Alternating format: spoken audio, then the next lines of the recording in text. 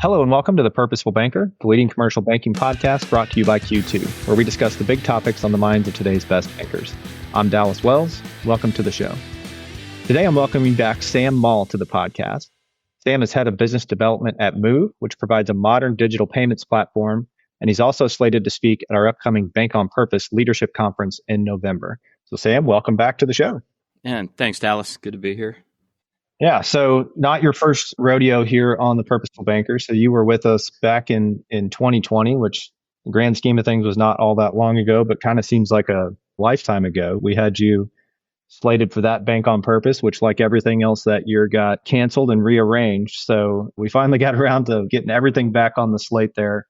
At the time, you were with 11FS. So over those last few years, tell us maybe a little bit about what you've been up to and especially what you're doing now at Moov. Yeah, so it seems like a lifetime ago, doesn't it? Yeah, it does. We've had a whole decade in about 2 years. Yeah, it's been a lot of fun. So I had joined 11FS around 2017, consultancy firm out of the UK. One of the co-founders had co-founded Monzo and Starling banks, two of the huge neobanks in the UK. Had a ton of fun doing startup life. And then right as COVID hit, I joined Google to work in Google Cloud. A good friend of mine. Oh, yeah, that's right. Yeah, a good friend of mine has a VP at Google. And I had said, Dallas, I would never join a global monolith company again in my life. Yeah.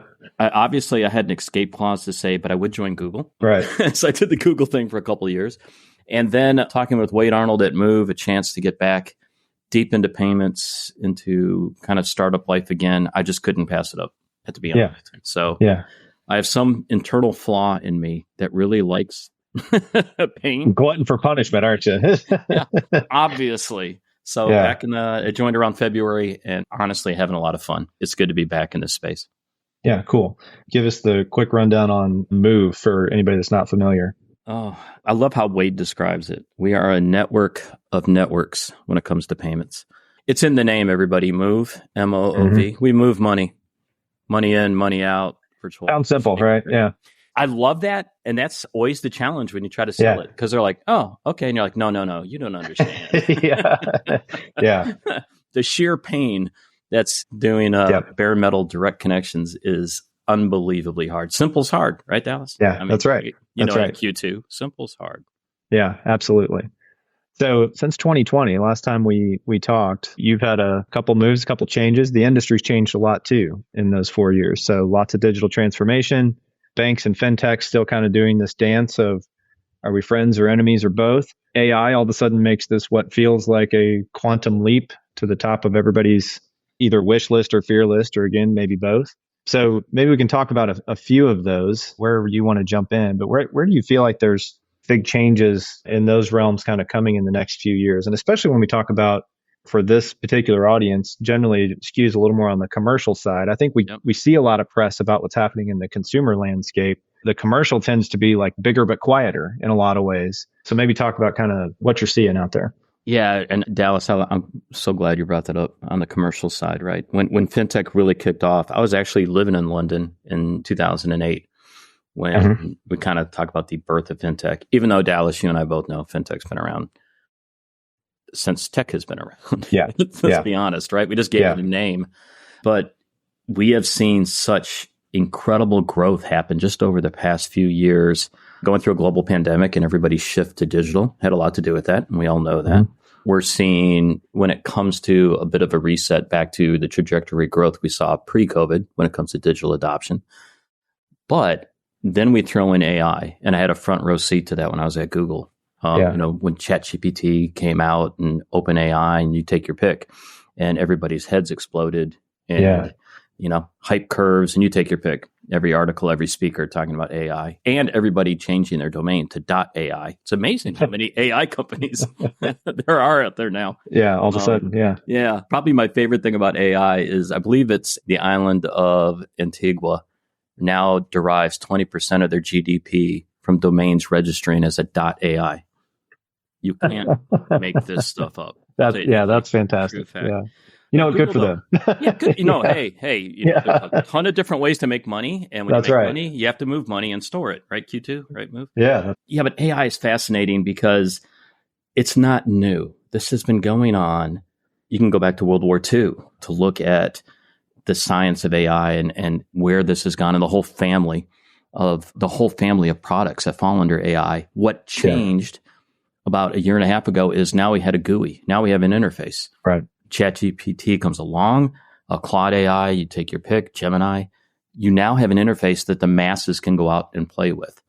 The technology was always sitting there, but now we start building up these large language models. We can really start to contextualize what this can do. This happened way back when Apple and Steve Jobs actually built an interface, a GUI, to actually use computers, right? And we went through a revolution there. That's what's happening now.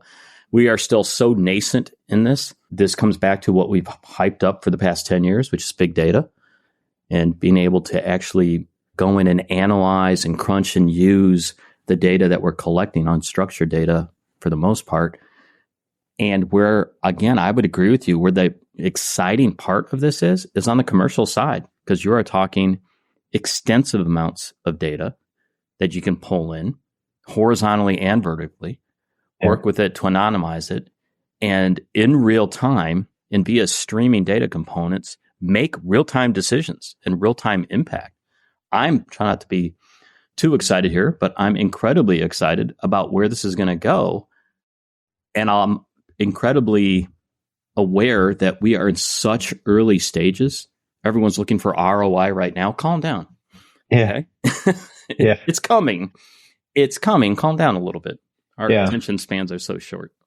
Yeah. I like where you went there with the putting an interface to it. It's data in particular it's this thing that it's such an abstraction. It's like everybody sort of gets it conceptually, like, yeah, there's a lot of data there. Surely we can do something with it.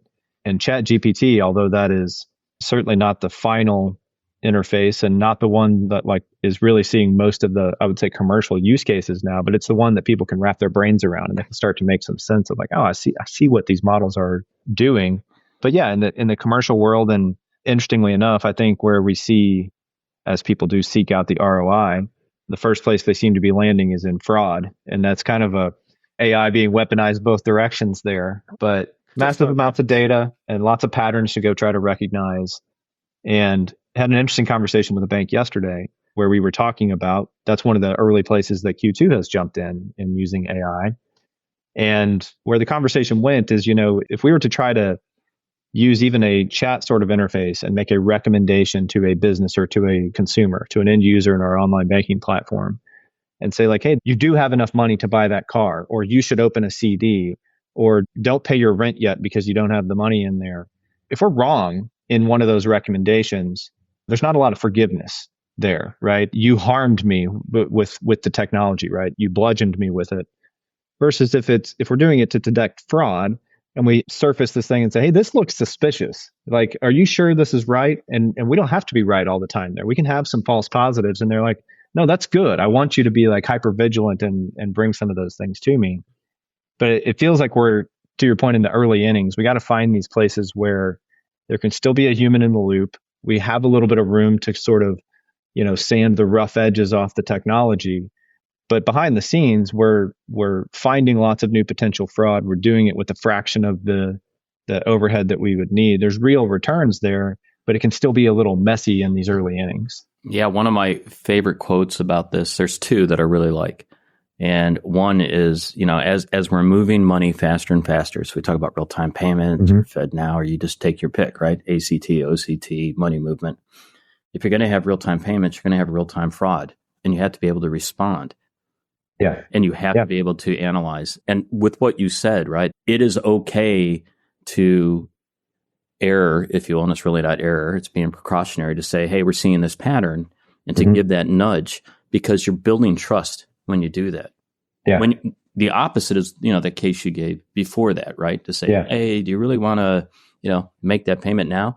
I have, 4 kids, and for any of us that have kids and we're trying to provide advice to our kids, if you're coming in it from that standpoint, that never works. If you get the flip side of it, those nudges tend to be a heck of a lot better. And I think fraud is a great place to start when we're talking about big data and AI and real-time decisioning, because of, just the escalation that we're seeing. The reality is the fraudsters are very good at tech.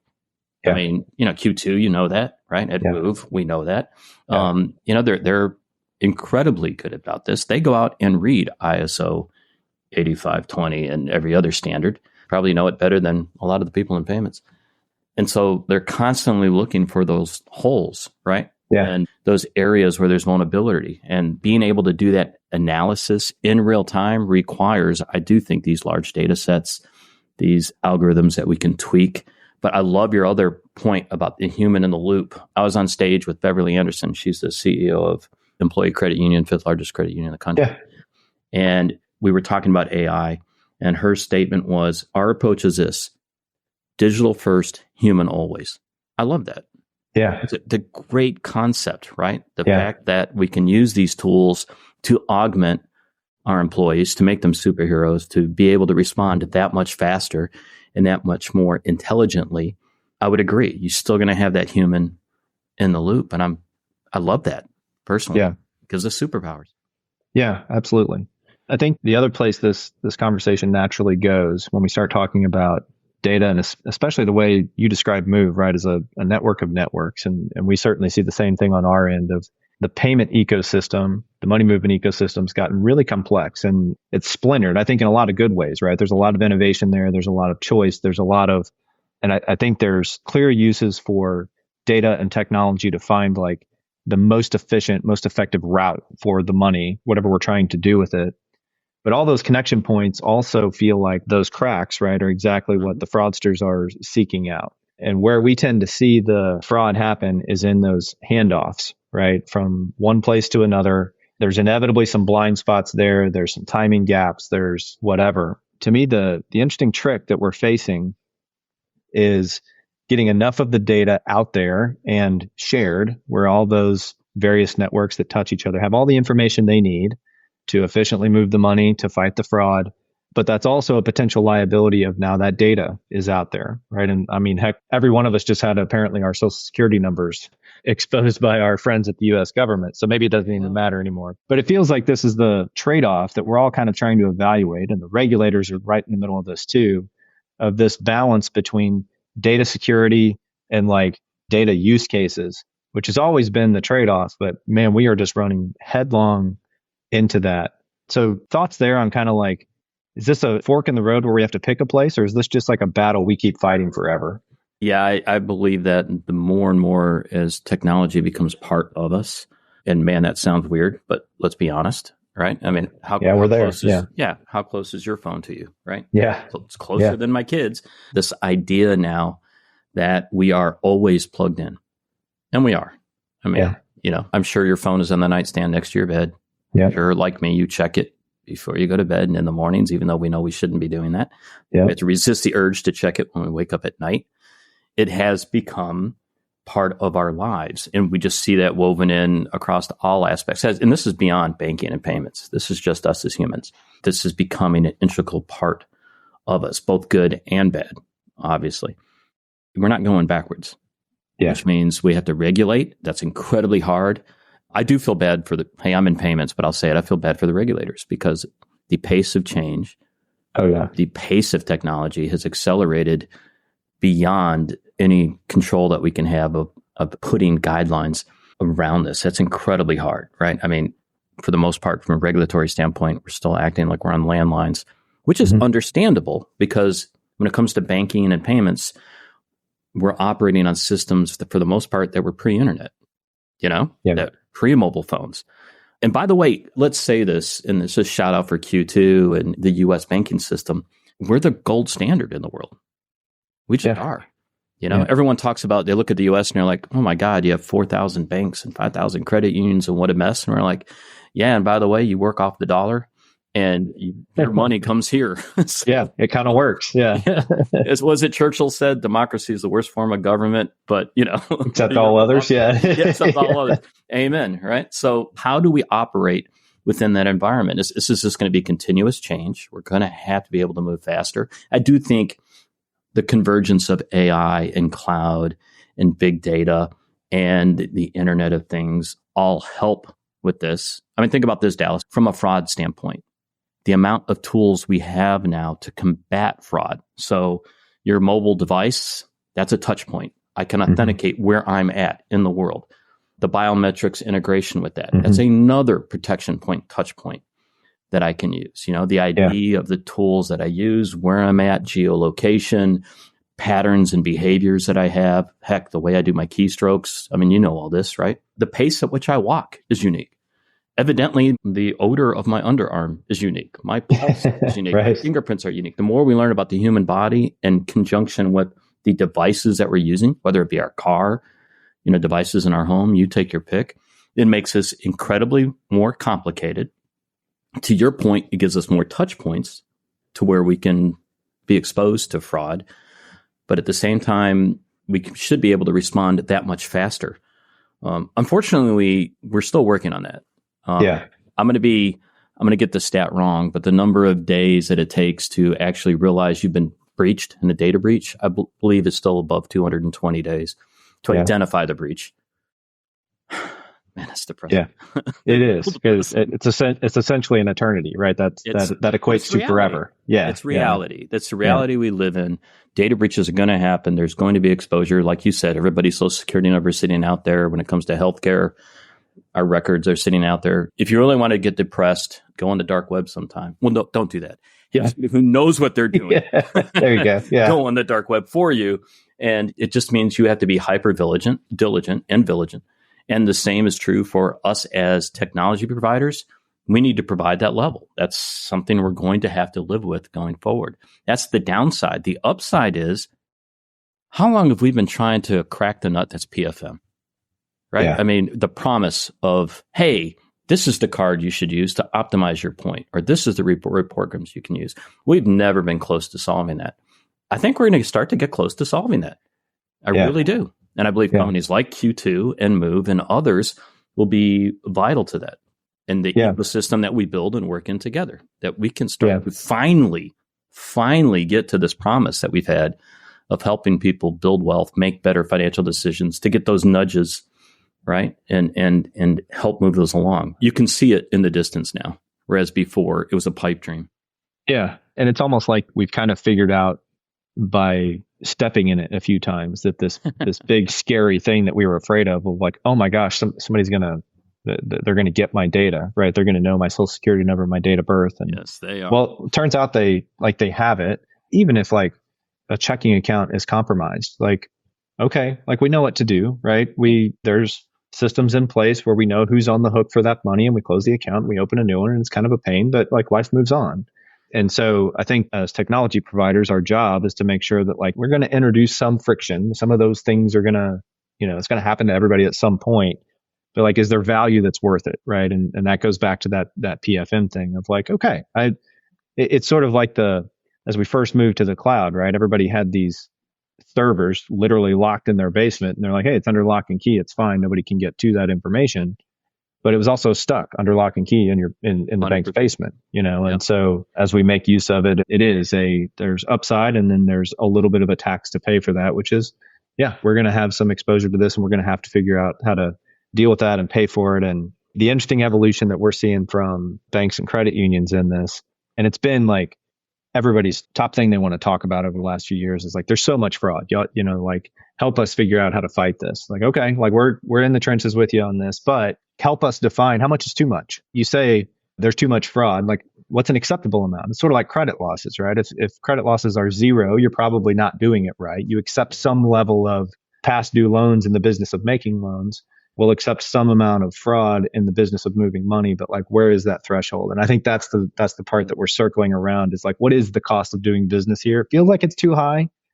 Like, I think everybody agrees with that. Okay. But now we invest and we get it down, but we got to kind of come to some level of what feels appropriate there. Yeah. My first job was in the Army, but we'll skip that. That's a whole nother story. But my second job was in the Navy. And I didn't spend that time on surface ships. I was on submarines. We call surface ship targets, everybody. But the thing, makes sense. The thing about surface ships is they all leak. Every single one of them leak. There's an acceptable amount of water that can go onto a boat, but they have bilge pumps and they have systems to counteract that. It's an accepted part of being on the ocean. If you want to operate in, to be blunt, the most dangerous environment in the world, which are our oceans, everybody, go spend some time out there. You're going to have to accept that there's leaks, that occur. It's part of life. And you manage through it. And just like you said, there's an acceptable amount. You know that. How do you manage that?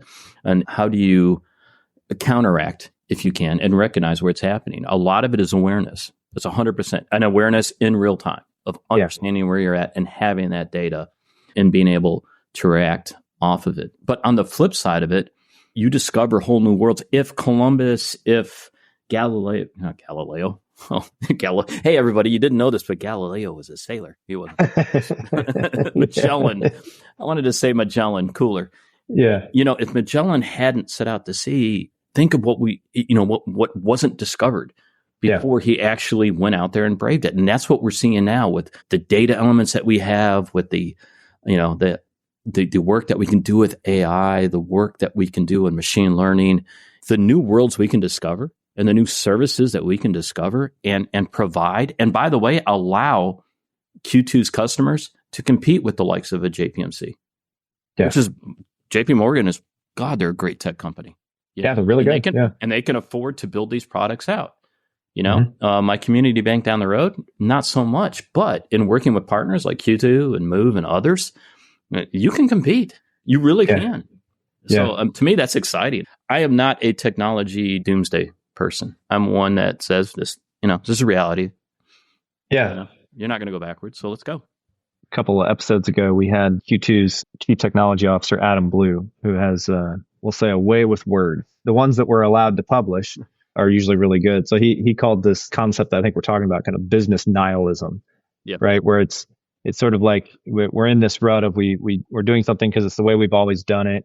And we can see around us that there's this opportunity, but it's like, but I don't want to be first. That seems hard. That seems risky. Maybe I lose my job, right? So we sort of get in this pattern where we stay where we are. And that feels like, I used the phrase a little while ago, fork in the road. I think that maybe is the fork in the road, is the institutions that are deciding, all right, technology is a positive thing. It's the great equalizer. It's how I can stand on a similar place as JP Morgan, and I can compete with all the advantages that I have in being small and nimble and local and all those things. Or I can look at it and just throw my hands up and say, like, it's too much. Like, I can't afford all the things. The regulation is too much. You nail down the for sale sign in the front lawn of the bank and call it a day. So this like openness to change and maybe change management in an industry that has a reputation for not being great at that. Are you seeing some changes there? Or maybe it's that. Maybe it's like the haves and have-nots there. Maybe I'm an eternal optimist. I don't know. I think we're seeing that because, here's reality. This is a podcast, so y'all can't see me and how good I look, but you are looking good. Yeah. But I'm in my much later 50s, and I always laugh because like 10 years ago, right, we would have taken a picture of a boomer and put it out there, and them trying to work a computer and the memes you see and all that. Here's the reality. I'm pushing 60. I play on the Xbox like crazy. I use AI every day to help with my writing. Right? I'm out there experimenting and using just about every tool, and I'm adept at it. And everybody, don't get excited, but I have a degree from Southern Illinois in workforce education and development. I am not that degree, by the way, got me a job at Google, everybody. So there's hope. There you go. Yeah. God, there's hope.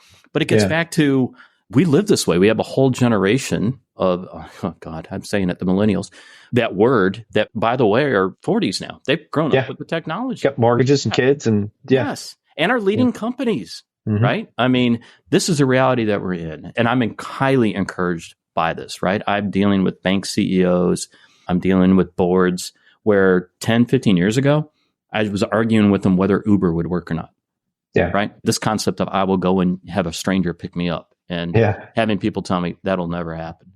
Yeah. It happened, everybody. I'm highly encouraged now because the discussions go so much deeper on the technology front, and there's not a fear of this. And that's why I am incredibly optimistic for the U.S. and the banking front and when it comes to payments and integration with, oh my Lord, take your pick, every vertical SaaS company out there. I'm incredibly excited to see where the next 10 years takes us and how much this concept of banking changes.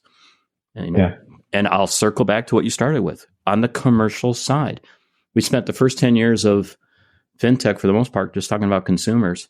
Love them. I'm a consumer. But on the commercial side, man, the leaps and bounds where we can take this, incredibly exciting.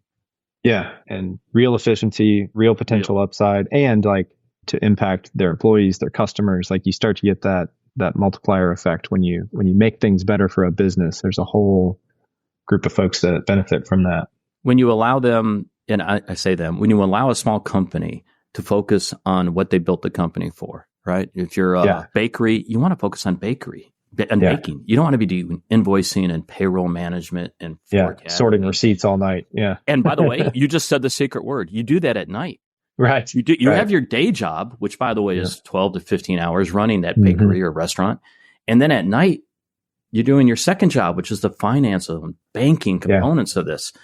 The more we can take advantage of the data that we have, take advantage of our subject matter expertise to make their lives easier and to give them those nudges and guidance, the better.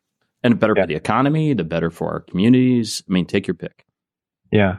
I just recently had a generator put in at our house, and the installation crew came, did their thing, and from their tablet was able to like immediately invoice and accept payment, and they walked away and all the paperwork was done. Right. And so probably even 5 years ago, that was a thing where that guy at night would have had to go home, create an invoice, stick it in the mail, wait for me to get it, write a check, send it back to him. Right. There would have been multiple steps and many days in between that, versus now they walk away. That's the efficiency that I think is kind of at our fingertips now in all directions. Man, and expand on that, right? Same thing, right? I had an HVA work done on my house here in Florida.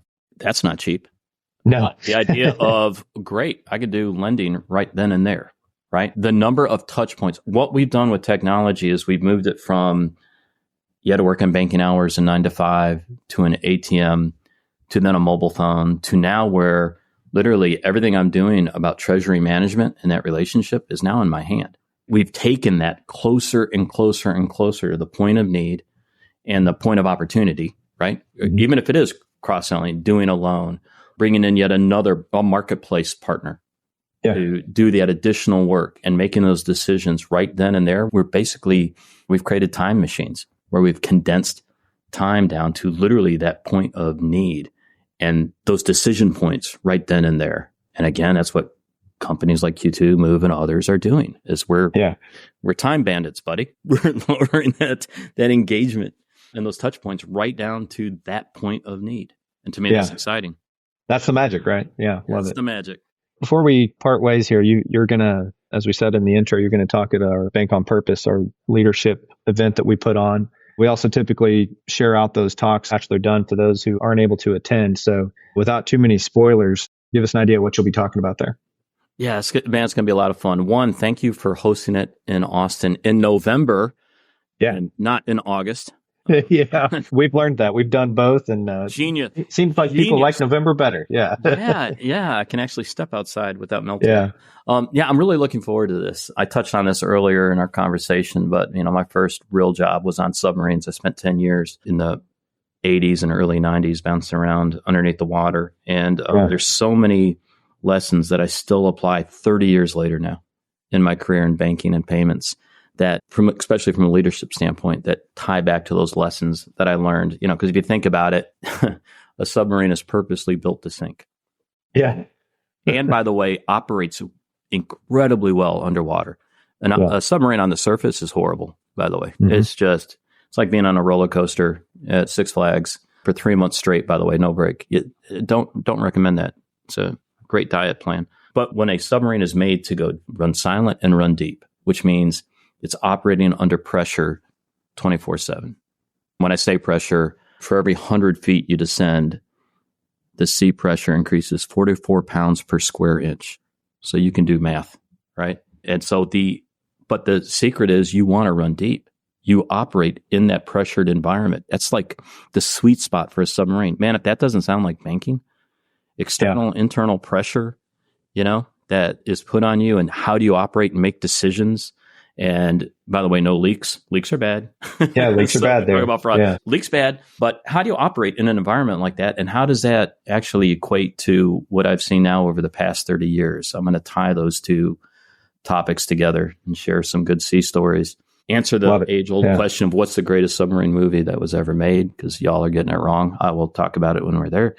It's a lot of fun. It's always fun to go back and look and reflect on those sea stories under pressure. So that's what I'll be talking about. All right. Good stuff, Sam. Looking forward to it. Really appreciate you coming back, having a good talk through this. Enjoyed it, and look forward to seeing you in November. Excellent. Thanks, Dallas. And thanks to everybody else for listening to this week's episode of The Purposeful Banker. If you want to catch more episodes, please subscribe to the show wherever you like to listen to podcasts, including Apple Podcasts, Spotify, Stitcher, and iHeartRadio. As always, we'd love to hear what you think in the comments, and you can learn more about the company behind the content by visiting q2.com.